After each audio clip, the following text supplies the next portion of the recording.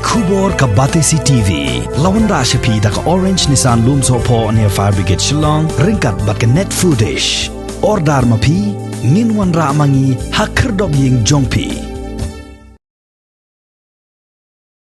Ki arngut ki menteri ke sarkar jela ki bakentup ya menteri ke tanat transport uba senyau halang dhar lembat menteri ke tanat ke rep karyang uba bantai dor lingdo ha ka arpu pratrik ubana jemang aracara arpu wei kila hiar jurip ya ke interstate bus terminal ke badan ha ke senang mauyong rim kenang ban pethu la ke ne ke jaka ke long ni em ke babit ne ke benta ban penlong kum ke yo delang ne ke benta ki nong rem Haka jingya keren bat kilat pathai khobor ba bante dor lingdo uliyathu ba unsalet ra ya ka kaipot sha ka sarkar jilla ha ka review meeting ka ban salong ha ka arpu pratrik ubana jemmang aracara arpu wei haswa ban shim ya ka nogono ka rai ka jinglet jurip jong gini ki arngut ki menteri sarkar ya ka ni ka jaka penyang kali ka badan hakasnong mauyong rim kalong ban pensuk ya ki nongrep ki ba wan kit ya ki marrep na ka thain ribhoi district Bat kenang ban pelat na ka jingya lumbreu syakiyo delang kibala itu da ka sarkar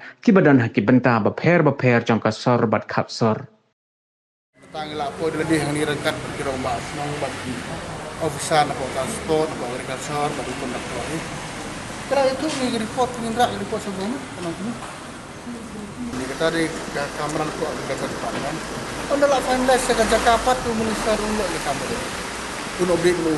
Tokat kini kita kadung na kamlong na yok garing pelat dan yok tahet pelat katabi anu dia bisa. Namaru agak sama hinu better. Kano ke baju jong ginung de ginung set Itali kemudian ginwan dan ketapat negara transport. Dan jangan kat no kering kita kari ke transport. Ini hampir pelik lang joint inspection. Sementara na report sa government ka report nilawan inspect. Jika ibadah hasai mentang ini tu tik sebagai pembekalong, government boleh saya kan. General decide kani kita akan menunggu.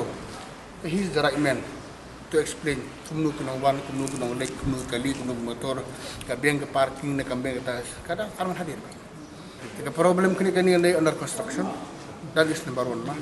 Tinggal hapsim gabu nu kontraktor, ngimlak mansu, ong kabeng nama lah. Day kambar ada bahan awar, that is kabes lah guru ni. Tementau kontraktor berpuluh dah tu don gijing kat tu kan ni. Nakasno ki don gijing ong bah.